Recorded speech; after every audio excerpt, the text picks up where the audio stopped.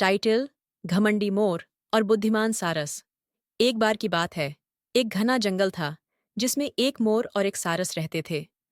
मोर अपने सुंदर पंखों के कारण बहुत घमंडी था और खुद को जंगल का सबसे सुंदर पक्षी मानता था।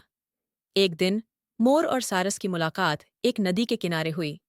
मोर ने अपने रंग बिरंगे पंख फैलाए और गर्व से कहा, देखो, मेरे पंख कितने सुंदर हैं। तुम्हारे पास तो सिर्फ सफेद और भूरे पंख ही हैं। तुम्हारी तुलना में तुम कितने साधारण लगते हो।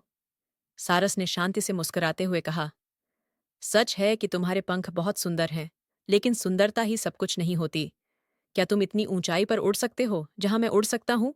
मोर ने अपने पंख समेटते हुए कहा, नहीं, मैं इतना ऊंचा नहीं उड़ सकता। मेरे पंख तो केवल धरती पर ही अच्छे लगते हैं। सारस ने कहा, मेरे पंख भले ही साधारण दिखते हों, लेकिन वे मुझे उन ऊंचाइयों तक ले जा सकते हैं जहां तुम नहीं पहुंच सकते। हर किसी की अपनी खासियत होती है। मोर ने शर्मिंदा होकर सिर झुका लिया और कहा, तुम सही कह रहे हो। मुझे अपनी सुंदरता पर घमंड नहीं करना चाहिए था। हर किसी की अपनी अपनी विशेषता होती है और हमें सभी की कदर करनी चाहिए।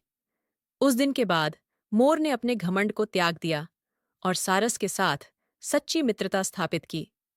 दोनों ने मिलकर यह सीखा कि असली सुंदरता भीतर होती है और बाहरी सुंदरता से अधिक महत्वपूर्ण होती है। इस कहानी की नैतिक शिक्षा है कि असली सुंदरता भीतर होती है और हमें अपनी विशेषताओं पर घमंड नहीं करना चाहिए। हर किसी की अपनी अपनी खासियत होती है और हमें सभी की कदर करनी चाहिए।